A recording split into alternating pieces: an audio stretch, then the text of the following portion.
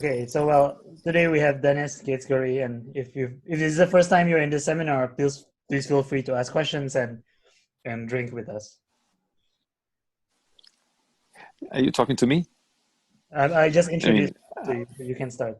Yeah, so you mean I should feel free to ask questions. Is that what you mean? Well, For sure. Sure. Yeah, of course.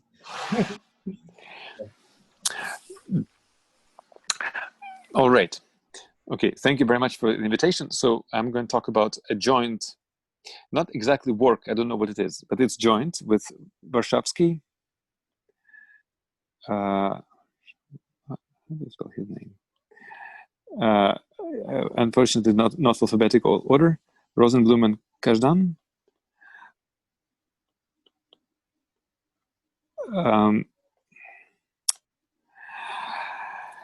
Okay, the topic is really undefined. So I guess what we wanted to do, we wanted to basically, following Drinfeld, we wanted to explain where Vincent-Lafforgue's construction comes from. So let me tell you what it is that he does. And so basically we want to explain the categorical procedure that leads to this construction. And so this particular work is a toy model because we do it in toy setting. And there's another paper which does it in the actual setting, but it's more technically involved. So it's toy, the word toy means that so the desired setting is elatic sheaves, and we do it in the Betty setting. We just, so in topology. Right, so here's what Vincent's work achieves. So I'll say some scary words, but they're scary for some people, but they are motivations. So they will not actually play a role in the talk itself. So there's something called the space of automorphic functions, whatever it is.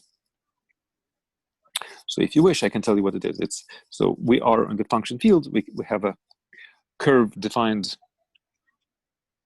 over the finite field FQ, and we have an algebraic group, let's say, is also defined over FQ. You can consider the stack bund G of principal G bundles on a curve X.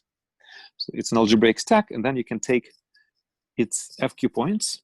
So it's this is a groupoid. It's a discrete groupoid. So disjoint union of infinite disjoint union of copies of point modulo some finite group. And then on such a thing, it makes sense to consider functions, just most naively, functions with compact supports, let's say with values in QL. So this is what's called the space of automorphic functions. And so what he does, he produces on this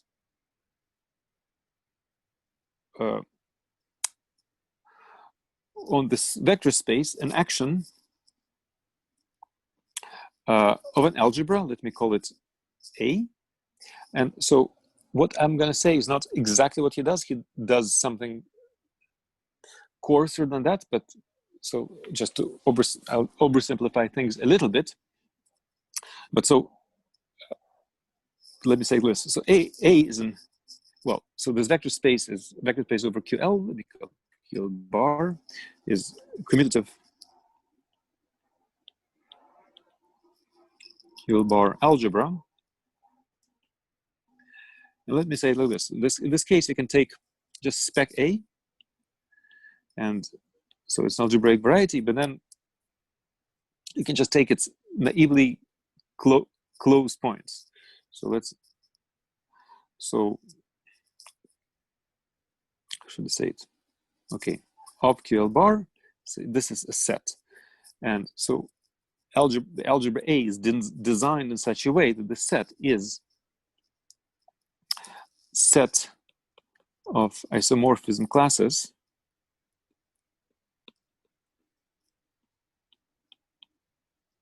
so of semi-simple G-check local systems on X. So G-check is the Langlands dual group of G. So when I talk about the local system, I mean it's a symmetric monoidal functor from rep G check. So you can work with abelian categories to, so I don't know how to call these guys, lease L-adic sheaves on X. So that's the kind of appropriate notion of a local system in the setting of L-adic sheaves. So in other words, the strange symbol is supposed to be heart. I don't know how to draw a heart. So so these local systems are otherwise known as Galois representations, but note that, so Galois representation is supposed to form some kind of stack. Note that we're not doing that. We are really looking at the set of isomorphic classes of the semi-simple ones. So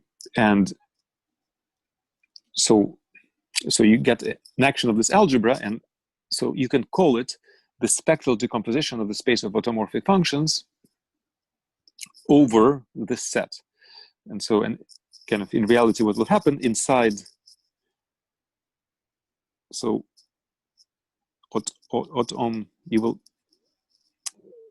you will single out a subspace of functions that are called cuspidal, and it's a finite dimensional subspace which is stabilized by this action. And now you'll have an action of a commutative algebra on something finite dimensional, and then just the usual spectral decomposition from linear algebra will tells you that you will break up, just from what I said, you'll see that the space of automorphic functions will automatically break up into generalized eigenspaces. It'll be direct sum. Let me call it sub sigma, where sigma runs over exactly the set, well, just spec A. Spec should write spec M.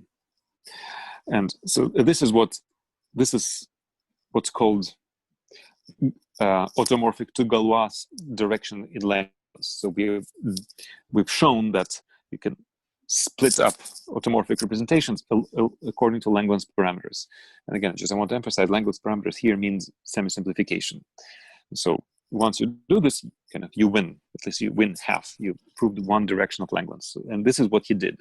So he was able to construct an action of some algebra on the space of automorphic functions, and the spectrum of this algebra has to do with G-check local systems. So note that it's got to be highly non-trivial because you have G and G-check appearing here, and the relationship between G and G-check is combinatorial, so there's something very deep going on that allows you to achieve such a spectral decomposition. Oh, sorry, Dennis. Shouldn't sigma be parameterized by QL bar points of spec A, or? Yeah. That's what I wanted to say. Well, you wanted SPM or SP? Spec M. Uh-huh. I wrote QL of QL and then I erased it. Okay. Yes, it's exactly. Let me just. So the indexing of this decomposition is discrete. I mean, there's no like funny thing going on. Yes, it is discrete for him. Mm-hmm. Let me write it like spec, rather QL bar mapping to spec A. So this is the index. These are my sigmas. And so this is what he was able to achieve. And of course, so the main question is, and he does it by, so this A is what he calls the algebra of excursion operators. He constructs it and then he proves that it has, so the sigmas, its maximal spectrum is exactly, well, in his case, it's not exactly contains the space of the set of isomorphic classes of semi-simple G-check local systems on X. And so the goal of our paper was to give a categorical framework to his construction, kind of explain why such a thing happens. So Eldon, can I designate you as a question asker? Sure, yeah. So can I also ask questions? Yes, you may. Oh. And can I designate you also as a question asker? Okay. So can either of you provoke me with a question now? So I could not. I did not follow why the subspace of cuspidal. I didn't say what it Automorphic was. Ah, I didn't okay. say what it was. It's something. It's a certain finite dimensional subspace there. Okay. I wanted to give names to what it is that he did. So I just want to say that if you have something finite dimensional, you have something commutative acting on finite dimensional, then this finite dimensional would split into generalized eigenspaces. Indexed by the maximal spectrum of this A. That's all I said. Sveta, does it satisfy you? Hello? I think so. So Don't be shy. Just ask away. A has a finite number of maximal ideals. No, all of A doesn't. But some. Or at least. So we don't know at this point, but in fact, at the end, it does. But you don't care. Whatever maximal ideals it has, we have. Yeah, suppose we have a huge commutative algebra acting on finite dimensional vector space. All I'm saying is that this vector space over algebraic closed field. All I'm saying is the vector space will split into generalized eigenspaces indexed by maximal ideals. So if your algebra was indeed infinite dimensional, not Artinian, then for all but finitely many sigmas, this generalized eigenspace will be 0. But that's okay.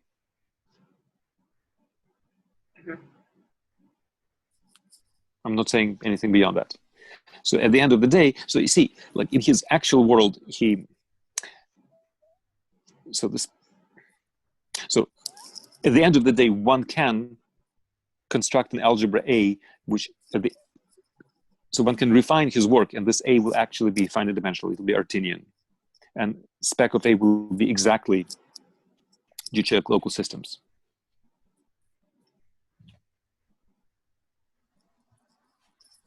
So is that okay? Yes. But it's actually, I don't want to rush. So if you have any lingering questions, just please continue asking. I do. Please. So my impression, my very naive impression was A was going to be not commutative because it's going to be endomorphisms of something.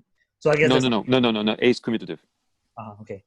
All worlds, A will be commutative. So it's really something commutative acts, and then you decompose with respect to the spectrum of this A. I see. Cool.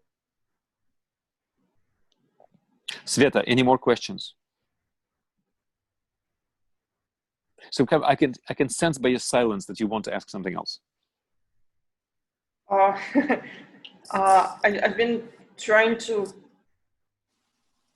I don't quite understand how these automorphic forms are related to check.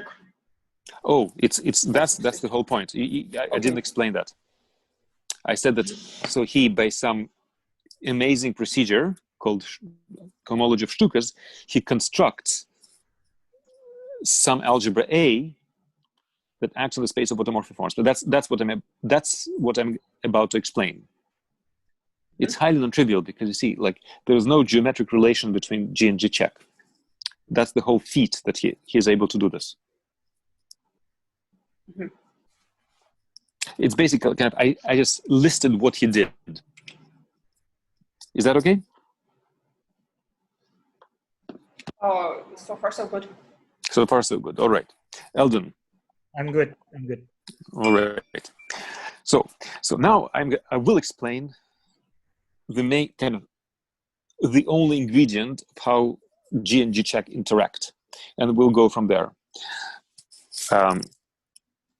So for the actual content of this talk, only G check will play a role. So kind of we'll get rid of G very soon. So here is the main geometric input in his work. The geometric input is called geometric satake. So, and whatever it is, I'll tell you what it does. So this is something that people have known since, I guess, early 90s. So it's Bellins and Drinfeld.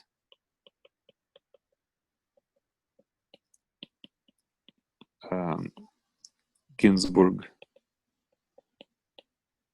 Lustig, not in chronological order, Mirkovich, Villemin.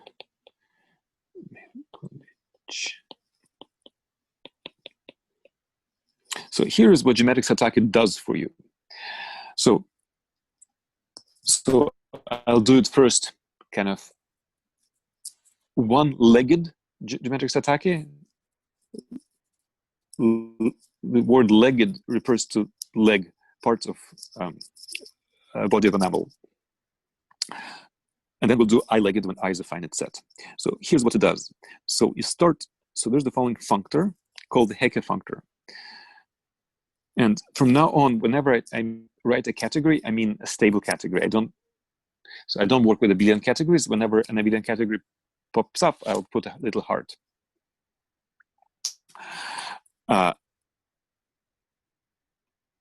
So when I write sheaves here, I mean elliptic sheaves on Bungie. But so this kind of thing makes sense of an arbitrary ground field. It's not linked at all to the fact that the ground field is FQ. And in fact, so the operation that I am performing here is over FQ bar. It's compatible with an action of the Frobenius, but it's over FQ bar.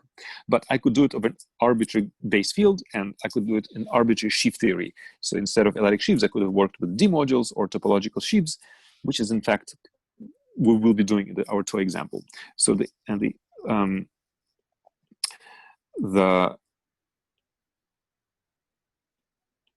source of the functor is, as I said, rep G check tensor sheaves on Bungie, and the target is sheaves on Bungie times the curve. It's called the Heka Functor. And so the construction of the Heka Functor relies on geometric satake. So in here, it's the only place where G check and G interact. So the functor used is, well, as I'm saying the third time, goes through geometric satake, which is a monoidal equivalence. No, in fact, so derivatively it's not equivalence, a functor in one direction from rep G check to sheaves on the quotient of the loop group, double quotient by the arc group. And so it's a groupoid that you, so this is geometric satake, that you make act on Bungie. So here, like the last equation, really G and G check interact. So the existence of such a functor was, so the first combinatorial evidence was discovered by Lustig, then Ginzburg realized that there ought to be a functor, and then Bellens and Drinfeld and Mirkovich-Vilonin made kind of improvements and clarifications to Ginzburg's construction. Any questions about that, please? Eldon, please provoke me. Okay. So it's supposed to be, this sheaves is supposed to be sheaves of loops to BG, right? Where? The double quotients. So LG is the loop group. Yeah. So, but then the double quotient is supposed to be like the homotopy type of loops to BG, isn't that right? Am I supposed to think of it as loops to BG? No, no. It's I'll tell you in a moment. It's no. It's so I'll tell you what the double quotient is. Like any double quotient, it's give me a moment. So it's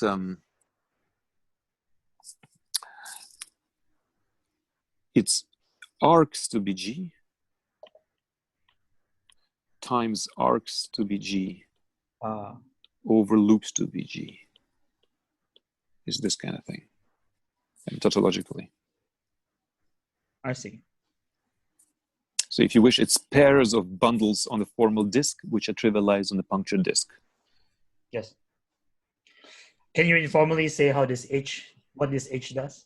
Given so if you accept geometric satake, which is the second line denoted sat, yes. So then it's very easy to say that. So just thanks to your question. So let me just say that let me say it in words, and then if people want me, I'll write it.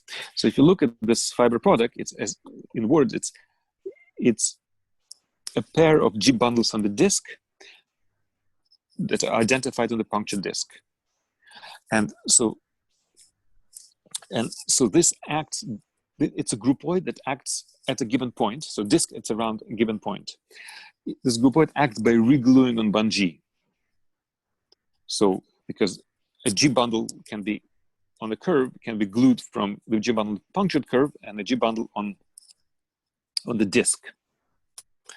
And so if I have a point of this groupoid, I can reglue it along the punctured disk and obtain a different bundle. And this X parameter on the target is telling you what point you want. Is that right? Exactly. So an X parameter is where I'm at which point I'm modifying. So let me just, okay, so maybe you're right. So let me just write a groupoid diagram and make things clearer. So there's bun-G, there is bun-G. Let me call it Hecke global. So it will be Hecke, it's script H. So Hecke classifies at a point X, and then we'll make point X move. So it's a pair of G bundles on the curve identified on the punctured curve, okay? So that's by definition what Hecke is. And now there's a local Hecke. So it will live over point mod LG. And so this is local Hecke. Point mod L plus G. And local Hecke is exactly this guy. That's what it is. So it's a pair of bundles on the disk identified on the puncture disk, and there are vertical maps. So you can restrict from the curve to the disk, and both the squares are Cartesian, by the way. So this is geometric picture. So now I said geometric Satake produces you sheaves exactly on this H local. And so, and using that, you can construct a functor from sheaves on bun-G to sheaves on bun-G. Namely, you pull from bun-G, you pull from H local, tensor up, and push forward to bun-G. So that's your Hecke Functor. Eldon, does that satisfy you as an explanation? It does. Yeah? Yes. Questions. Please, So Greta. X is the curve on which the bundles are. Yes, sorry for not saying this.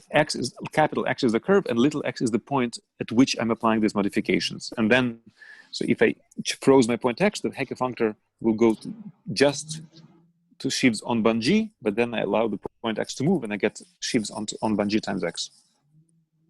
And what? So I think I can guess what loops are. So we get this pullback of point and point going to G. So you're asking what do you mean by loops? Loops and arcs. So very good. So if you have arbitrary Z,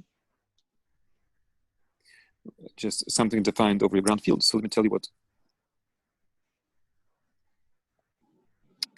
So L plus Z is.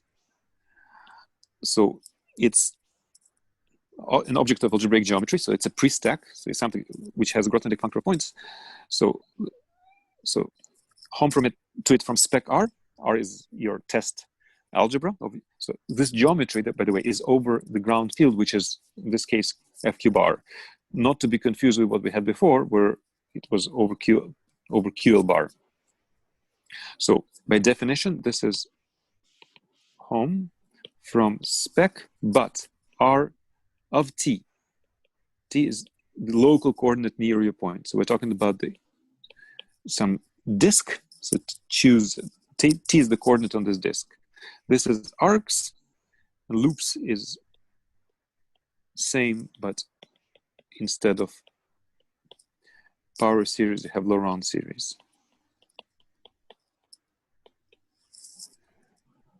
Now, kind of an easy observation is that when S is an affine scheme, which in which case, sorry, when Z is an affine scheme, in this case, Z is G.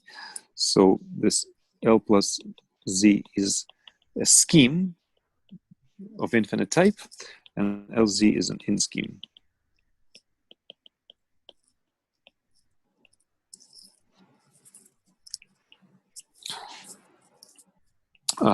Sveta, how are you doing? Processing. Yeah, take your time.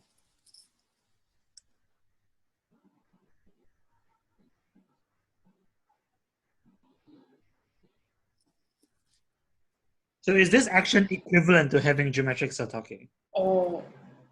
So geometric shtuka is, let me just, in this language, it's just, so remember H is a monoid, sorry, is a groupoid. Geometric shtuka is a functor from rep G check. Geometric shtuka is local, goes to sheaves on H local of X, and it's monoidal functor. So the right-hand side is monoidal category because H is a groupoid. So there's a convolution, right? Structure, monoidal structure in sheaves. So, but is the fact that rep G check X on sheaves on bungee equivalent to having geometric shtuka? Well, I wouldn't say it this way because I mean, geometric shtuka is local and bungee is global. Okay. Morally, yes, but I mean, you don't need the entire curve to have geometric shtuka. Geometric shtuka is equivalent to that picture over the disk.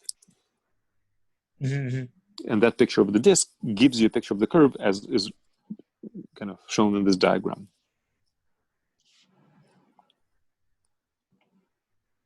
Okay, I'm happy.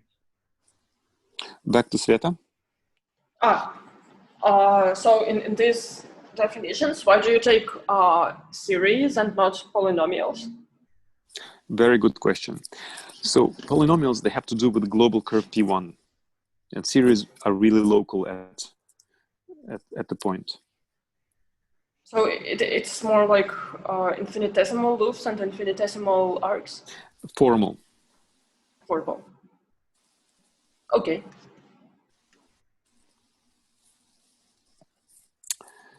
Yeah, it's a very good point. So, are you happy, Sveta? Yes, thank you. Yeah. All right. But so this was one. Question. Yeah. Go ahead.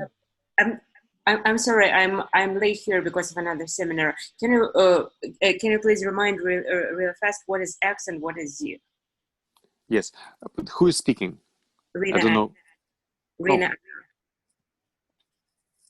Привет. I don't know if you remember. Yeah. Yes. So X is a curve, and Z was plain role. It's just Sveta asked me what is loops, and I said that loops are defined for any target Z. So we're taking Z to be G.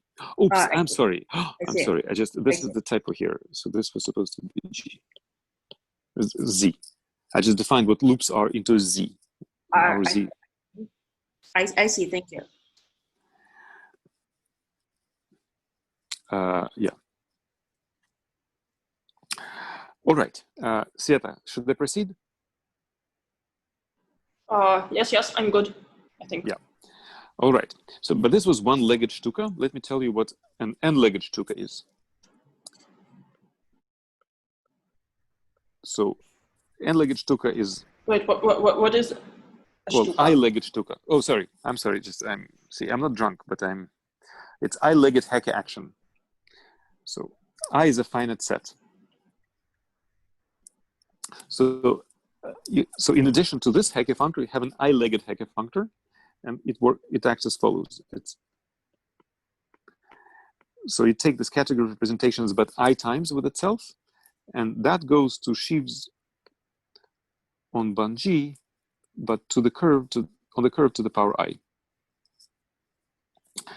So this is defined.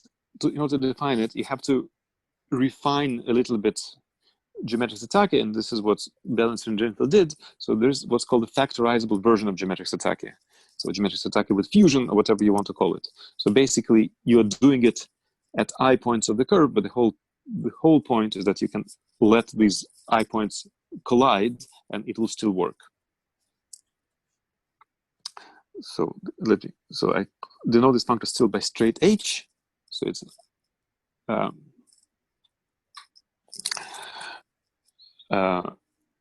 and so we have this thing. So let me pause here, and again, Eldon, can you provoke me with a question? I don't think I can. I think this is fine. All right, Sveta. Can you So provoke me with... what does the functor do? Say again. What does the functor do? No, it's so when I equals, it's a one element set. It's the old functor. It's look at this diagram for one element set, and again, when I freeze a point on the curve, it's pull push along this diagram. So pull tensor by something that was on H lock that came from geometric shtuka, and push. This is what when I equals, that's the one-legged Heka Functor. So you see, kind of here I'm looking at the formula for H. So I didn't say what the functor was, but now I'm saying is that I actually did say. So geometric shtuka produces you a sheaf on H lock, and you use a sheaf as a kind of kernel. So you pull back along this arrow tensor and push forward to bungee along the other arrow, and you do kind of the same thing with I legs, but so you have to refine geometric shtuka. So you have to. So it's what I said. It's a non-trivial construction, so that kind of geometric shtuka can be upgraded to this kind of structure. And I can provide references to you where it's written, but it's some piece of work to be done. Sveta, did I address your question? I think so. So like when we have a G-check representation. I of them. I of them. Yes. We get No, you get one sheaves. functor. Yeah, you start with an I tuple representations, a sheaf on bungee, and the result is a sheaf on bungee times x to the I.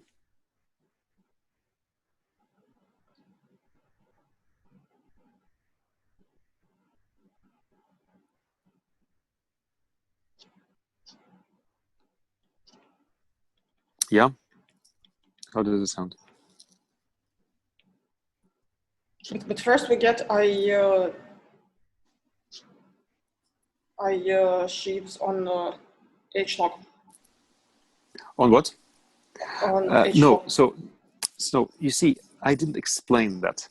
So this construction with H log is when I was equal to 1. So I'm not giving you a formula for this functor. It's because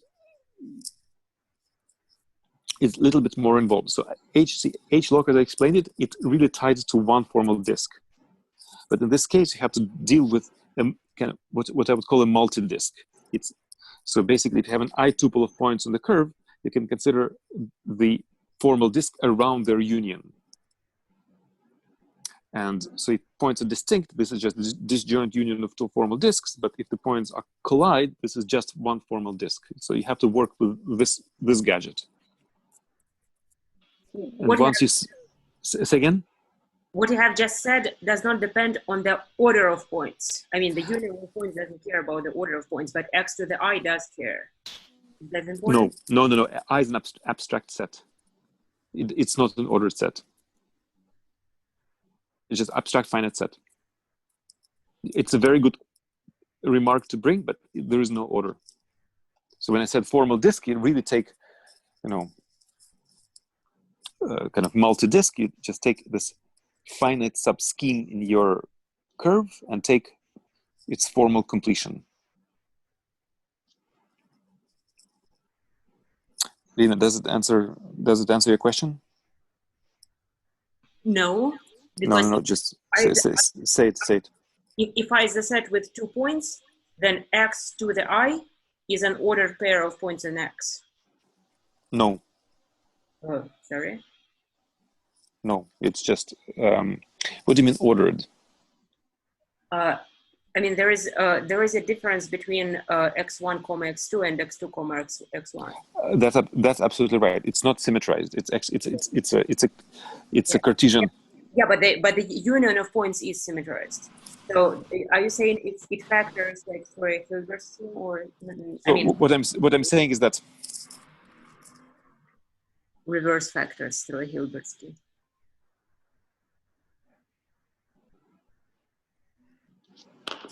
No, I'm saying what I'm saying. Let's look at it. So if you have any set X and you have a finite set I without an order, it makes sense to consider X to the I. Yes. And that's all I'm saying. And I'm not saying anything more than that. Okay. And the symmetric group acts on it non-trivially. So the group of automorphisms of the set I acts on this thing. Yeah, is that okay? Yeah, sure. Yeah. Okay. So now, we have these Hecke functors, and moreover, they interact with each other. So if you have a map of finite sets I to J, so there exists, you can tensor representations along the fibers of this map. And if some element J is not the image, you stick in the trivial representation, kind of the unit object in your monoidal category. So let me call this map phi. So you can kind of tensor up along phi, and this will be a map from rep G check to the I to rep G check to the J. On the other hand, so if you have a map phi, so there is a map in the opposite direction, the diagonal map. X to the J will map X to the I. For example, if J is the one element set, and phi is just a projection from I to the one element set, this delta phi will be just the diagonal, the main diagonal. But phi can also be an automorphism. And there is a pullback functor from X to the I to X to the J. And so the whole story is designed in such a way that these diagrams commute. So I've just spelled out that how different finite sets interact with each other. Eldon, questions? Yeah, it's good. It's good. Sveta? I think it's good. All right. Okay. So what I stipulate, and that's what I'll try to explain, is that so the input for Lafforgue construction is this kind of thing over FQ bar. So actually the two pieces of input. There's FQ bar, and there's something called categorical trace, so which I'll talk about later.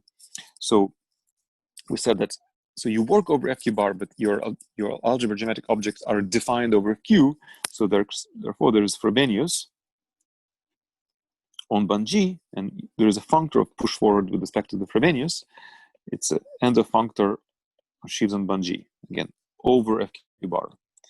And if you have a category with an endofunctor, it makes sense to consider its trace.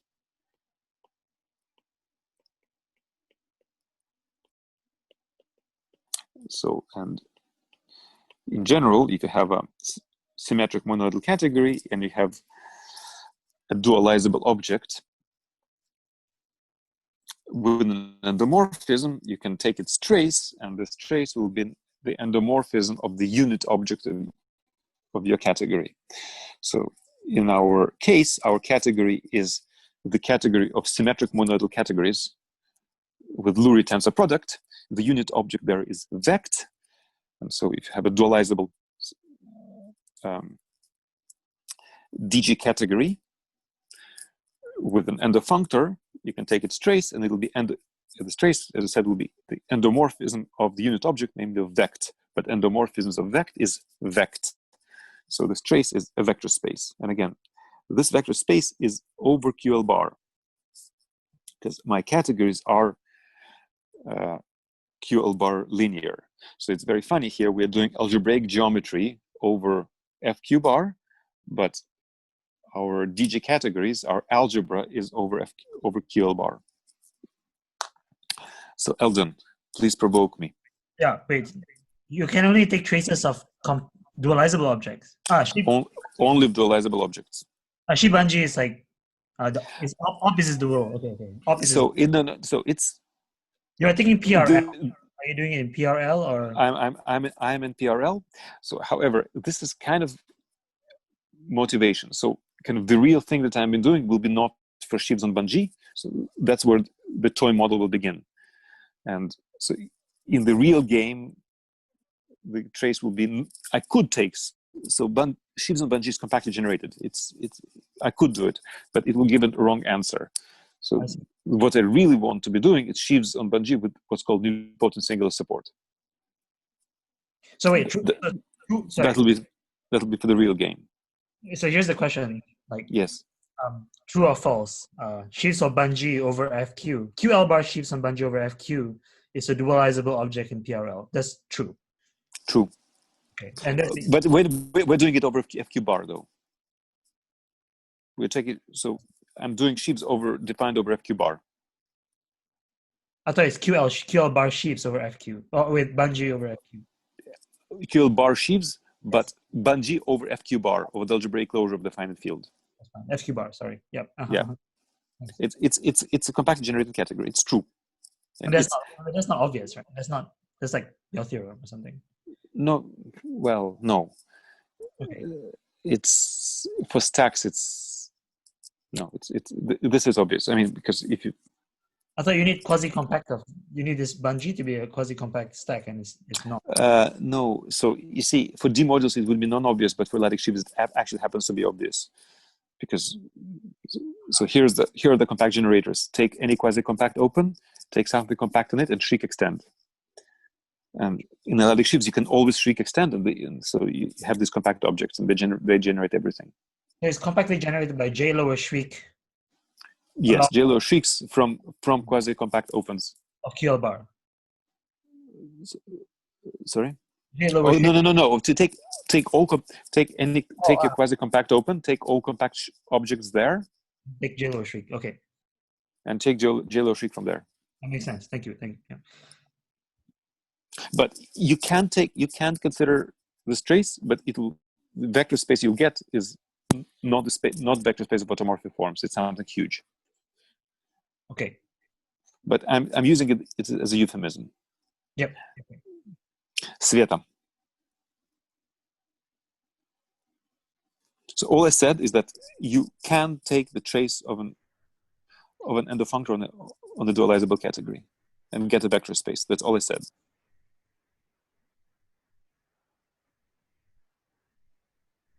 Sveta? Hello? Yes, I'm trying to remember what trace is. So let me say what trace is. So if you have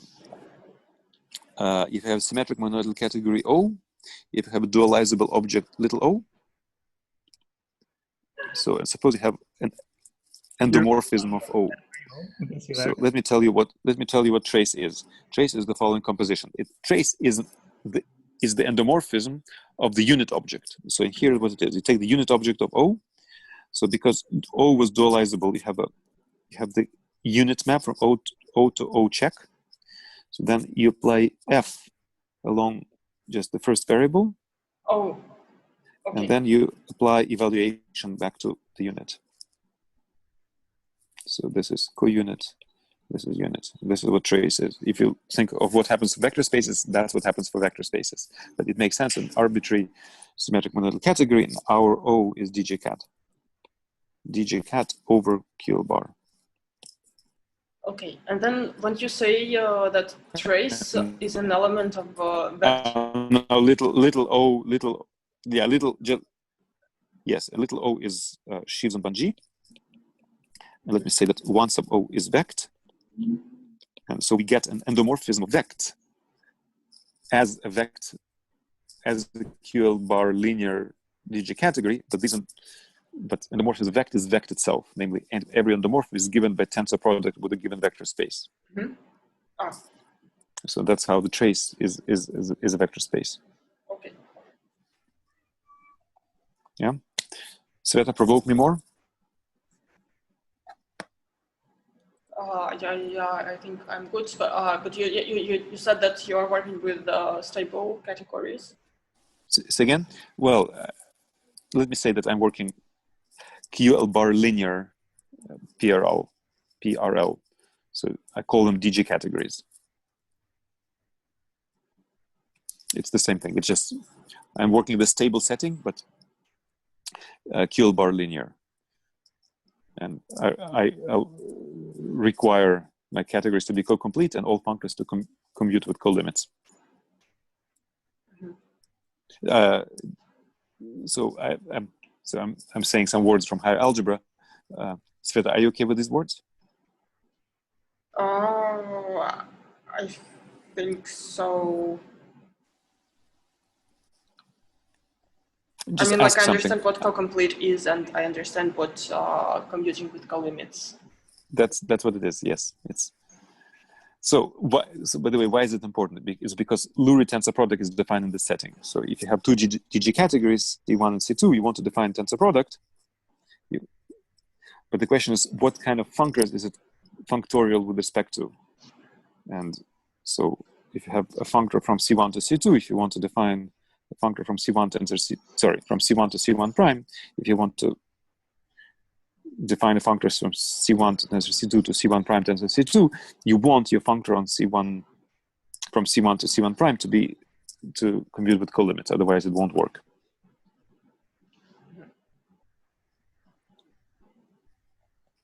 So kind of Lurie tensor product lives in the world of stable categories that are co-complete and functors that are, well, it lives in the PRL world. Compactly generated? Pardon me? Compactly generated? No, it doesn't have to be. No, you can tensor up anything, but the functoriality is only with respect to functors that commute with co-limits.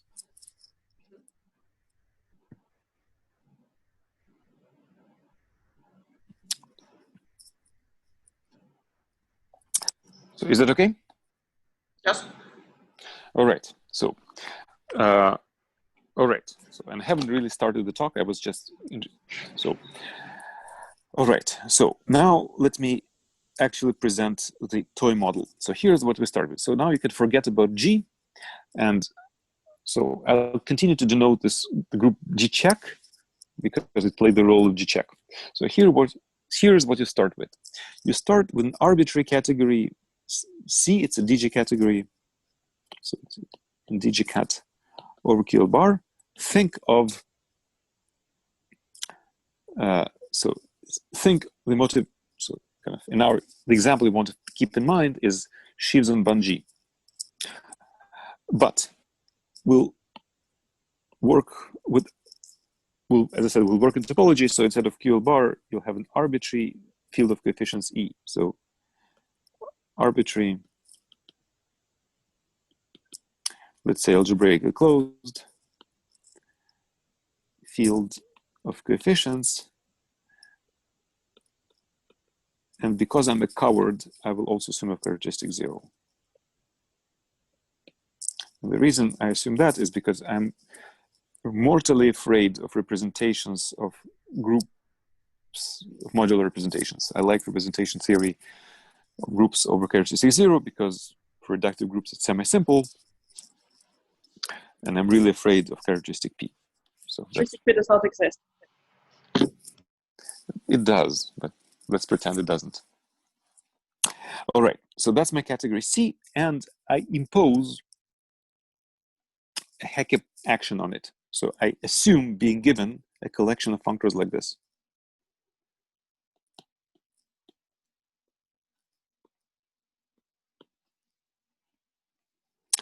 All right.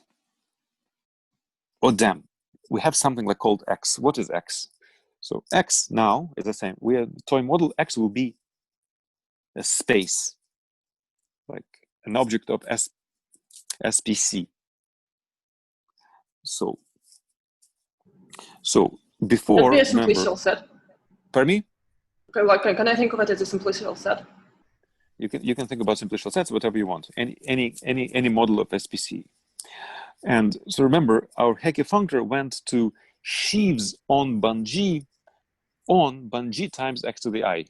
But so here we really simplify. So it will go to the tensor product C tensor So let me call it, what do I call it?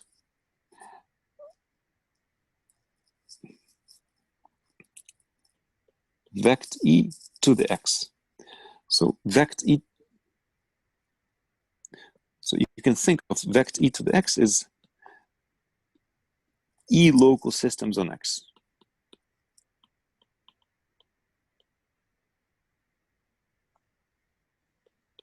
So these are just functors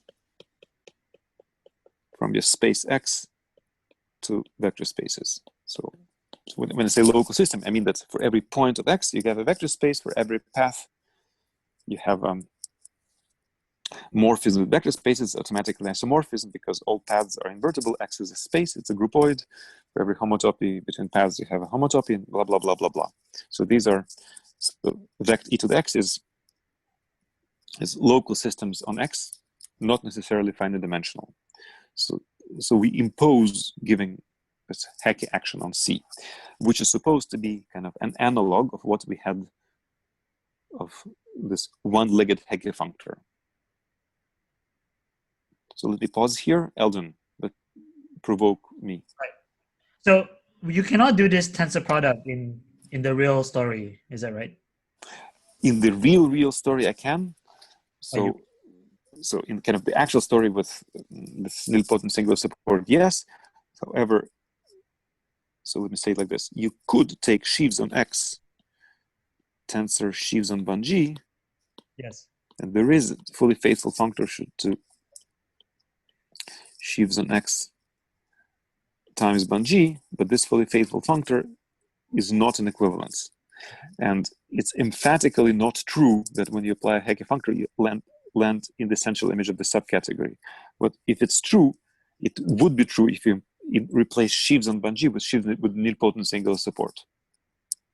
Okay, and the trace formalism only depends on that. Is that what you're asserting in the end?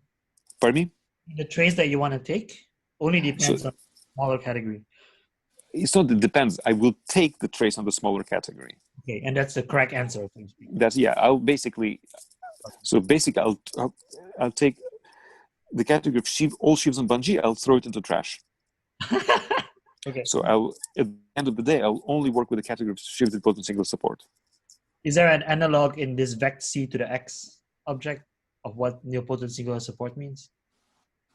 There, instead of, so you see, you're violating your own request. You wanted a toy. You wanted a toy story, not the real story. But yes, of course, I can say. So instead of vect e to the x, it will be the category of least elatic sheaves on x, which you will explain. Well, again, it's another talk. It's a real story, not the toy story. Right. My question was, in the toy story, is there an analog? Yes. Nilpotent singular support condition in the toy story? So the toy story mimics the singular support. The fact that I land in the tensor product is already. The fact that I land in the tensor product means that I am already dealing with something like nilpotent singular support, because if the singular support was not linear, if the singular support was not nilpotent, I would not land in the tensor product. Okay, I see.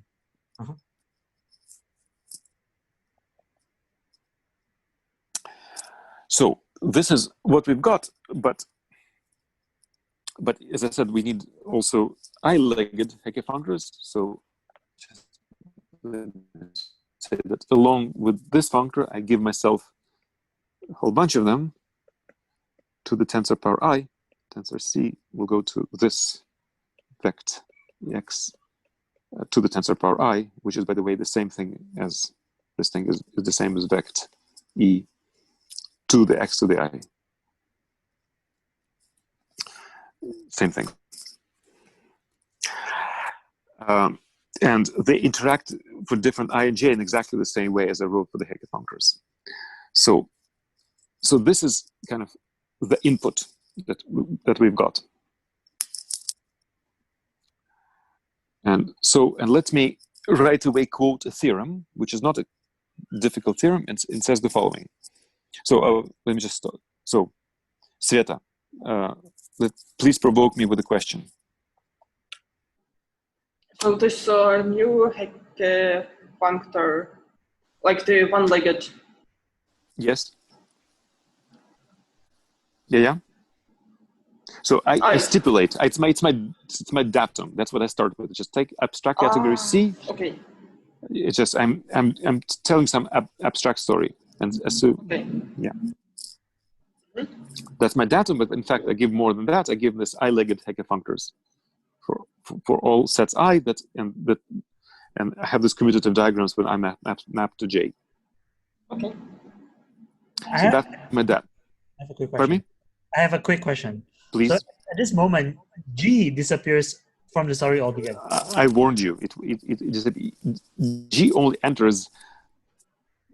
We only need G to say who C is. Yes, but now in the abstract categorical pattern, you don't care about G. There's no G. There's only G does not exist. Yeah. Yes, exactly. So first characteristic P was banned. Now G is banned. Nice. Yes. Nice. Absolutely. Okay. Good. All right. What do I want to say? Okay, let me quote first little theorem. You can ask, what kind of structure is this on C? So here's the result. So note that you had this space X, and you had the group G check, and you can consider the following object of algebraic geometry over E, which is first erased. So namely, you can consider its honest derived algebraic stack called log sys, G check on X.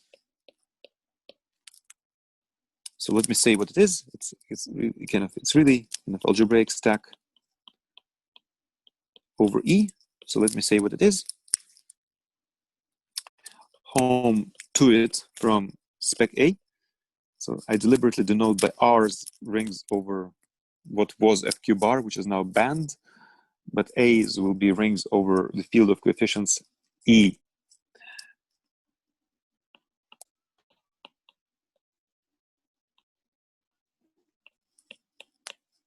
This is symmetric monoidal functors from rep G check. Well, you can, if you want, you can put hard suit to. So I'll write a mod tensor. Sorry. So if you wish,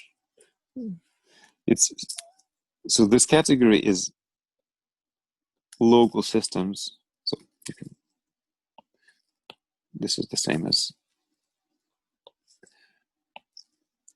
if you wish, funct from X to A mod.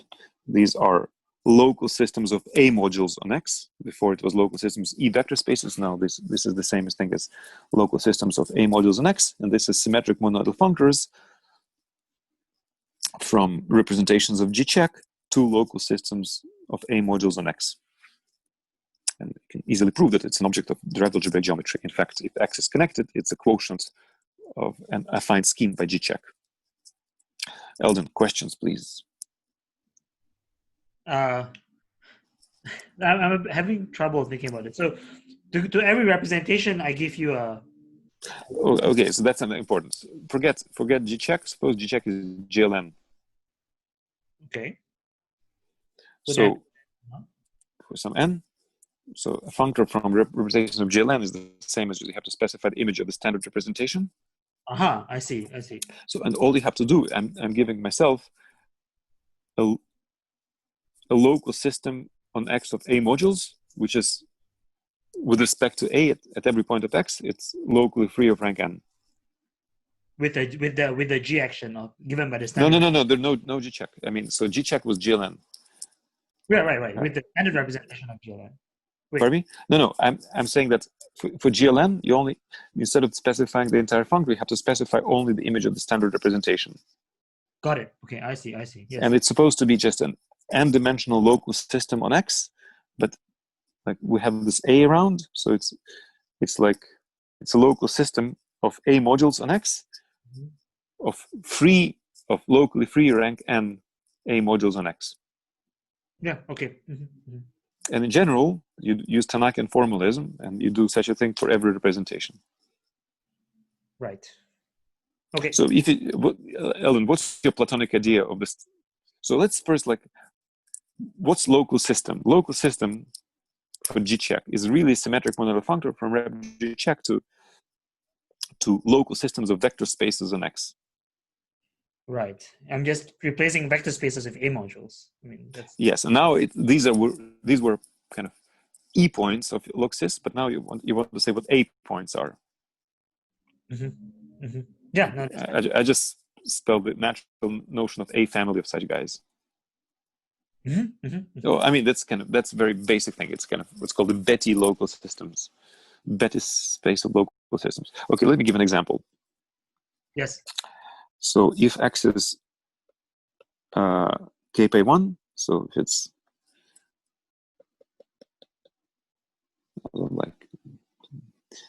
so if X is B gamma, gamma is a discrete group.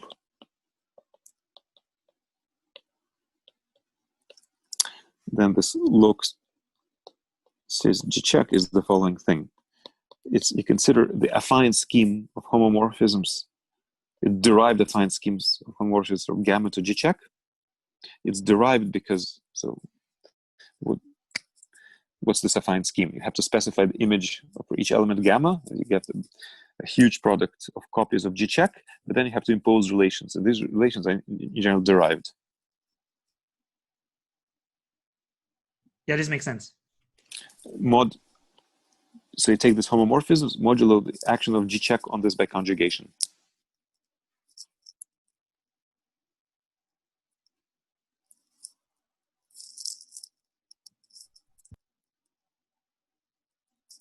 I'm happy. So you're happy? Yes. Yes. Sveta, what do you say?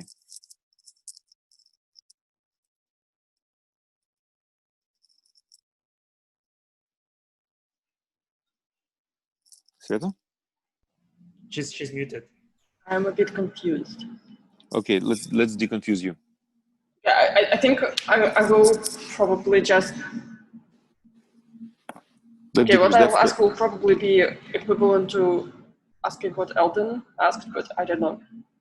No, the go local ahead, systems on X are functors from classical representations of G-check.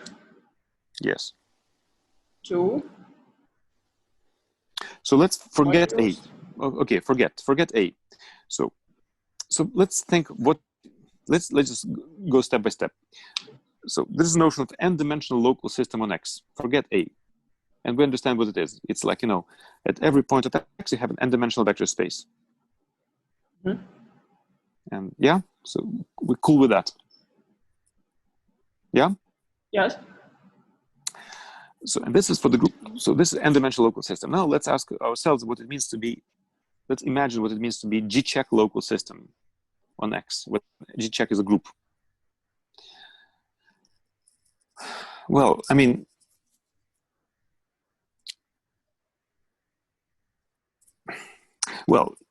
if you don't have a prior kind of knowledge of this notion, I would just say that it's really a functor from rep G-check to local systems.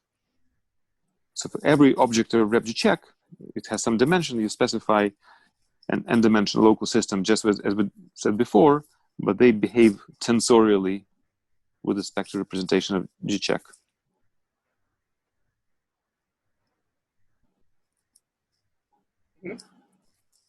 No, I don't like the way you say let me try to explain it better.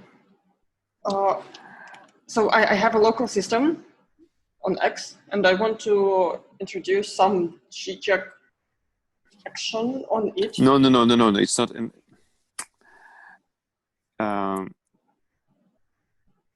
Okay, let's look at the formula with homomorphisms. Suppose G-check is GLN. Yeah. So let's compare. So we agreed. So then GLN, we understand what the local system is. It's really kind of n-dimensional local system. Mm-hmm. Yeah. For every point of X, you have n-dimensional vector space. Blah blah blah. Mm-hmm. All right. So let's consider this formula that I'll circle for G check equal GLN. So I want to understand the validity of this formula when G check is GLN. So I'm saying that an n-dimensional local system, as you know it, is the same as a homomorphism from the fundamental group to GLN up to the action of GLN by conjugation. So namely, but it's for x which is k by 1. So you fix a base point on your x, right? When we talk about the fundamental group, you need to fix a base point. So you have your one-dimensional local, you have your n-dimensional local system. Trivialize it at this point. Just trivialize the fiber at this point with en. Okay? Yes. Yes. But in this case, so what is meant to have a local system? Well, if you have any other point, you can choose a path and you'll have an isomorphism. Mm-hmm. So when you have a loop, you could go around this loop and you have an automorphism of your fiber, but your fiber was just en, so you got an element of GLN. Yes. So that's my explanation, is that local system is really a homomorphism from your fundamental group to GLN. But remember, you trivialize your fiber at your base point. And I'm saying that if you change the trivialization, so you will act on this homomorphism by conjugation by this element of GLN. So that was the explanation of why local systems are the same as home from gamma to GLN mod, the adjoint action of GLN. Yes. Yes. So now let me give you an exercise. So I'm saying that, so define local system for an arbitrary G as symmetric monadal functors from representation of G check to local systems. Take it as a definition. So I claim that if you take this as a definition, the same formula for with homomorphisms from gamma to G check will be valid. It's an exercise. It has a content. There's left-hand side, there's the right-hand side. There is something to compare. Do you accept the exercise? Do you accept the exercise? Do you accept the exercise as well formulated? Can you write it down? Yes. No. It's written. It's the circled formula. So this is defined as symmetric monadal functors.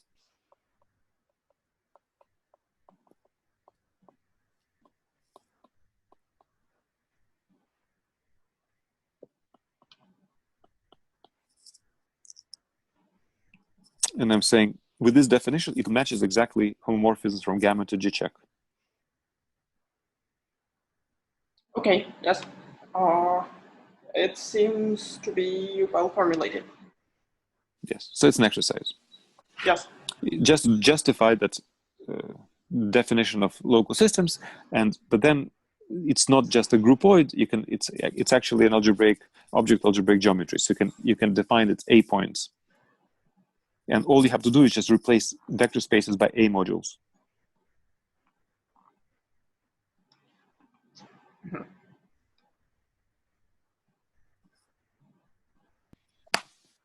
What's the relationship with the definition of a local system as a locally constant sheaf?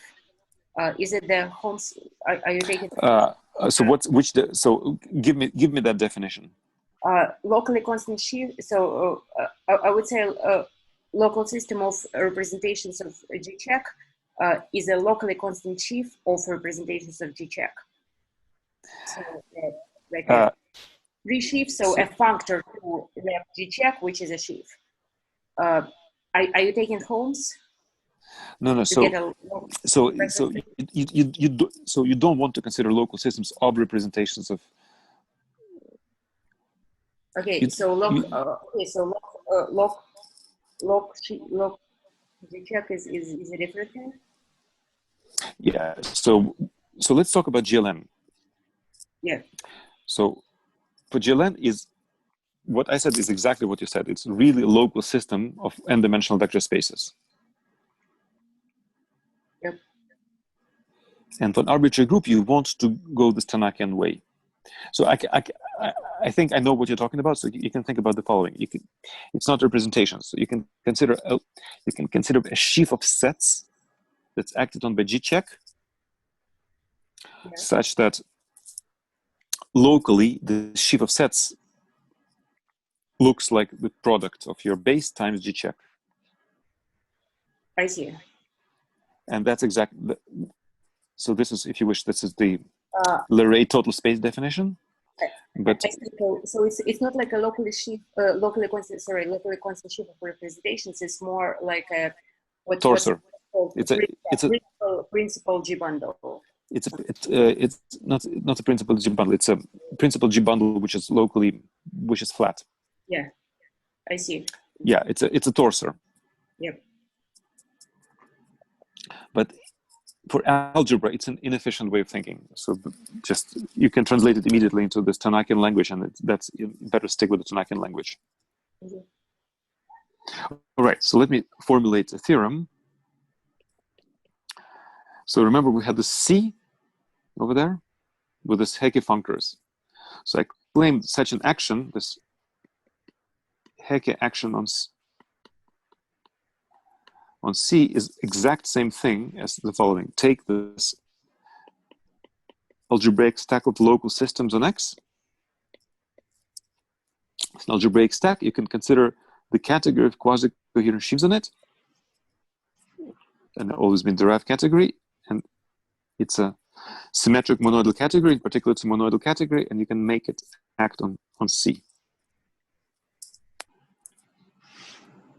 So I'll pause now for questions. So let me just say that such a thing you can call a categorical spectral decomposition of C with respect to log cis.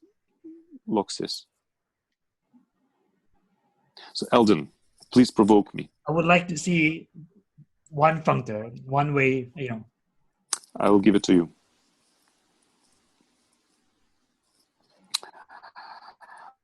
I have a question with the theorem. Please. Oh, no. So first, you want a functor in one direction, and I'll give it to you. So the functor will go from here to here.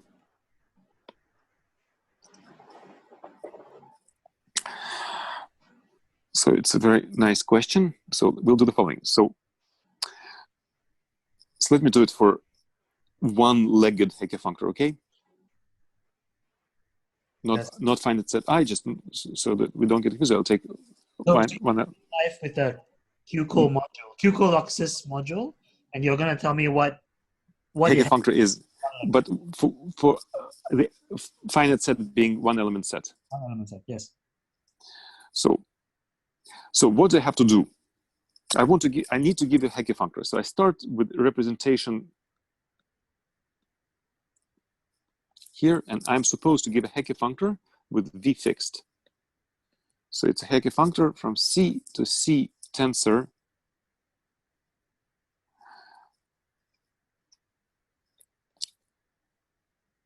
vect EX. Yeah? So that's what I have to do. Yeah, Eldon? Yes.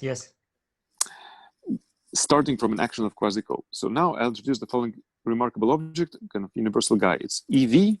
It'll be an object kind of the tensor product category quasi-co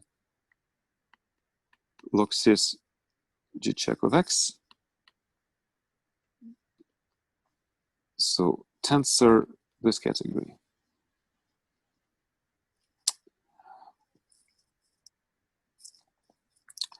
So I claim that if you unwind the definition, so let me just say what this object is in words.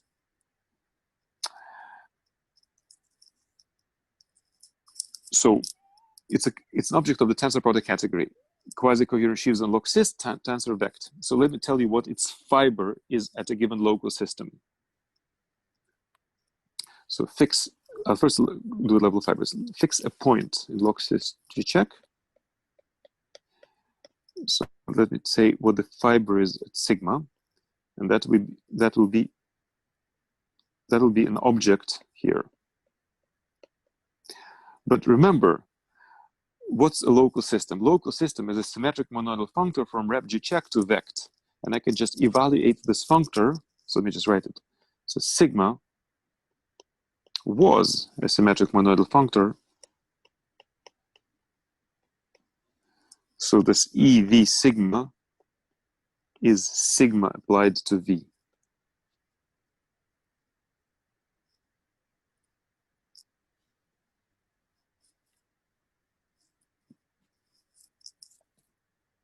So Eldon, do you like my object E sub v? Yeah, I think so. Yeah. And so, but now I had to define it. I defined it point-wise, but I can replace the word point by a point, and that will be valid. It will be a valid definition. But you haven't used the action so far, right? Which action? The action of Q. No. I defined some universal guy. Okay, some universal guy. Yes. But note, now I have QCO loxis tensor C to C. I have this action, and therefore, just by tensoring, so if I have an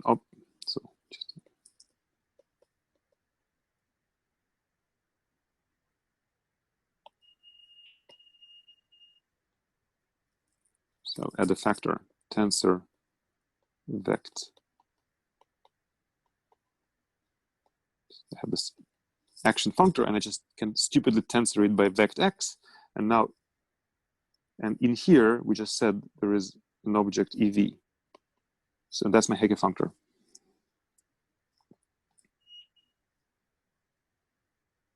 Eldon, do you like that? So you're just tensoring with EV. Is that? I'm tensoring with EV. What's the intuition behind EV? But EV is like, EV is what loxis does. So what loxis does for you is it produces you all those EVs that behave tensorially. That makes sense. Right. Okay, so you tensor with EV. That's the action. That's good. Yeah. Okay, I'm happy. Yeah. But if you think of it like the datum of loxis is all of those EVs. And what I'm saying is that if you just know how all of quasi-co loxis G-check acts, just because loxis is defined in terms of these EVs, it's just a blah blah towards the validity of this theorem.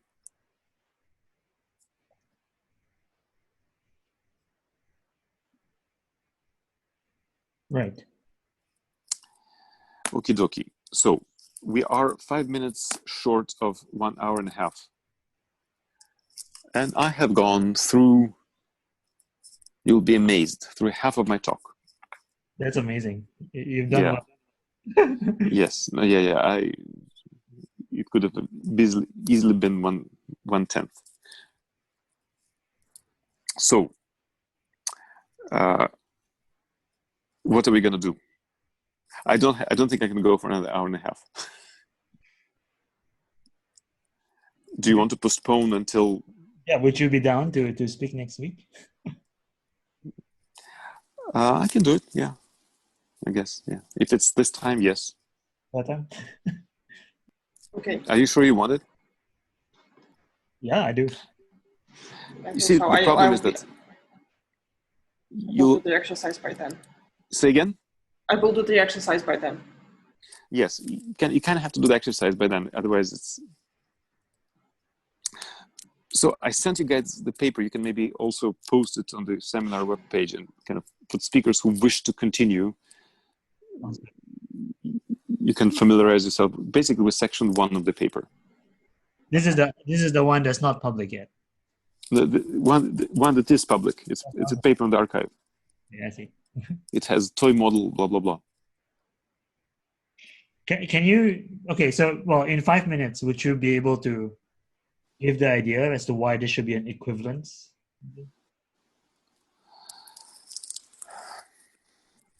Is that too hard? Yes. So no, it's very easy. So, so basically, so the left hand side and the right hand side depend on x, and the claim is that. Let me get the functoriality in the right direction. Yeah, that it sends co-limits and x into limits, both sides. So I define a functor in one direction. Yes. And I claim that both sides, so on either side have this certain space. have the space of actions, and the other is like space of Hecke actions. And for Hecke actions, it's immediately dependent on X. So and then you have to prove the same thing for log-sys, and it's not difficult. I think, sorry, Dennis, I think you broke up a bit in terms of. Oh, I'm sorry. Yeah, could you repeat? I was saying to say that, yeah. So the right-hand side, the Hecke thing, if you look at it, depends on X. You immediately see that it sends sifted colimits on X into limits. Wait, but the Hecke thing has massive compatibilities that depends on the finite set I, right? Right, and that's exactly where the siftedness comes in. So that's why you need sifted. So because you want index sets such that colimit of X alpha to the I is the well, you want colimits to commute with the power operation, and for that you need siftedness. I thought, wait. I thought the indexing set is like finite sets and surjections. You're saying it's not. No. Yeah. No, I'm saying that suppose you have a diagram of X's, X alpha. X alphas. You have a bunch of X's. Okay. You have a diagram. You have. Oh yeah. Okay. You have a diagram of X's. Yes. And so the set of Hecke actions is a certain space. It's a certain limit. Yes. Across finite sets and surjections. And you can. Yeah. But then you can ask, how does this space depend on X? I see. Yes. So, and the claim is that these sets depend on X. The spaces depend on X in such a way that the space associated to a colimit of X's is the limit of the spaces, as long as the indexing category is sifted. I see. As long as you have a sifted diagram of SPC. You have a sifted diagram in X's. I see. Yes. So, and for Hecke, it's immediately clear, and siftedness comes in just because the functor of taken to the power I commutes with sifted colimits. Yes, I see. And then you have to prove the analogous thing for log-sys, and it's not difficult. So then you reduce to the case of a point, X equals to point. Is that right? And then you're done. Or finite sets. Well, yes, you prove it for the point. For point, it's just a definition. There's nothing to prove if you think of it. And then you just do commutations with colimits, sifted colimits. I see. Morally speaking, where does this big compatibility of all I's go when you go to this Q-co-log-sys world? Well, you're hiding this big compatibility, right? Aren't you doing that? No. So let's see what it is for the point. So for the point, this compatibility with the I's, it just says that I have a monoidal action. I guess that's an exercise or something. I mean, I see. Yes. But the exercise is that if I put X to be the point, then the Hecke action on C is just some kind of monoidal action of rep G check on C. Okay. That's exercise 2. Okay. Yes. That's cool. Right. And again, it's not a difficult theorem. So basically, kind of. Okay. So what would you? So this is the categorical ingredient, and so what I could explain in the second half is. So, but look, it's so the flavor is different because see, we have this log-sys is really a stack. And what I was trying to emphasize when I started talking about Van Saun's work is that it's not a stack, it's a set of isomorphism classes of semi-simple local systems. It's not a stacky object. So I wanted to... Pardon me? When you talk, Van Saun's object is like discrete. It's like... not only discrete, it's not stacky. It's really the set of isomorphic classes of semi-simple local systems. Okay. So let me just kind of divulge this secret. It's the coarse moduli space of the stack. What? Awesome. So basically, the next step will be how do you get from the stacky object to its coarse moduli space? Is it a good moduli space? Good meaning This Alper, Gerard Alper thing. Pi lower star is exact. And it is. Yes, it is. Yes. It is. Oh my god. Amazing. What happened? We're just fanboying and fangirling this good moduli theory. Yeah, we've just been like thinking about things around good moduli spaces. I see. Oh, yeah, by the way, should I stop recording now or? Yeah. So basically, so let me just say the agenda for next time. So we'll see how we get to this coarse moduli space, and we haven't said. So this is the categorical actor. We haven't said who is the analog of autom of the automorphic functions. So that will come. Okay. So the semantics of Lafforgue's work is that some algebra acts on some vector space. So far, we've had categories around. So we have to get down to vector spaces from categories.